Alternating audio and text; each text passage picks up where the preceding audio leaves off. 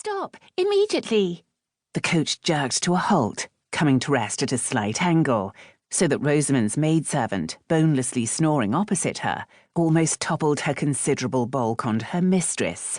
She braced to hold Milly off, then eased her back onto her own seat. "Is there a problem, milady?"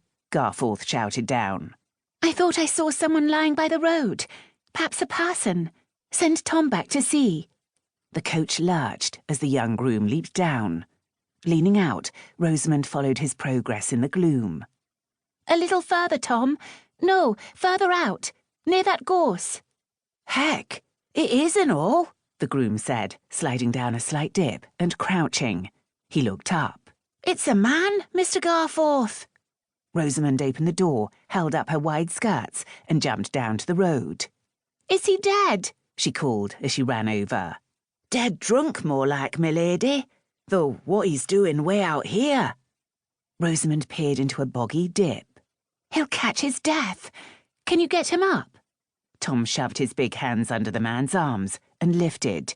He was a strapping fellow, but wet as his load was, and a dead weight, it took even him a while to drag the man onto the road.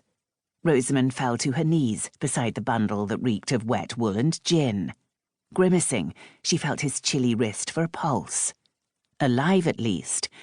Muttering at the dismal light, she checked by feel for wound or injury, but found none. As Tom said, dead drunk, even though they were miles from the nearest inn. "What are we going to do with him, milady?" Tom asked. "Take him with us, of course." "Nay, you don't want to do that. Who knows what he is? Not from these parts, and that's a fact." And that pretty well consigned him to the devil. Rosamunde looked Tom in the eye. "Are we of the priests and Levites, then, to pass by on the other side of the road? Or are we good Samaritans? Tell Garforth to back the coach to here." With a shake of his head, the groom trotted off. Despite her biblical references, she was sure he was anxious to confer with the senior servant about her mad behaviour. It wasn't mad, however. She couldn't abandon this man, even if he was a foreigner and a drunk. Nights were cold up here, even in summer, and soaking as he was, he might not survive. As the coach began to creak backward toward her, the horses having to be coaxed to this unusual manoeuvre, Rosamunde studied her living parable in the fading light. Could he, like the man on the road to Jericho, have been set upon by thieves? Unlikely. Even the dim light would have shown bruises or blood. No, he was doubtless just a wretch who'd drunk too much. Not a vagrant, though, despite the stink and the stubble on his jaw. With careful fingers, she assessed his sturdy cloth breeches and jacket. Respectable clothes, with a modest trim of braid and horn buttons. His waistcoat was plain, his neckcloth untrimmed by lace. It all spoke of a steady man with employment and responsibilities. That puzzled her. In her experience, drunkards came from the lowest and highest ranks of society, not from the hard-working middling classes she knew best. He was wearing riding boots. Perhaps that explained things. Perhaps he'd toppled drunk from his horse. "A proper mystery, aren't you?" she muttered, and gingerly checked his pockets. She felt particularly awkward about sliding her hand down the ones in his snug-fitting breeches. She couldn't help but touch the shape of his flaccid, manly parts.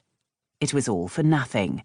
Apart from a plain handkerchief, his pockets were empty. Perhaps he had been robbed at that, or had drunk down to his last penny. She used his handkerchief to gently wipe some of the mud off his face.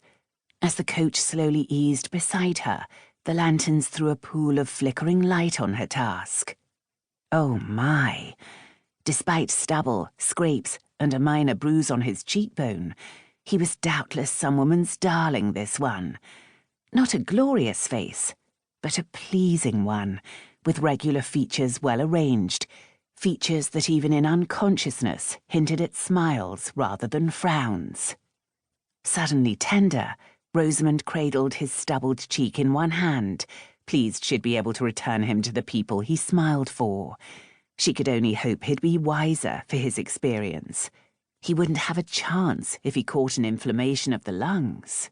"Hurry, Garforth!" "I'm doing my best, milady."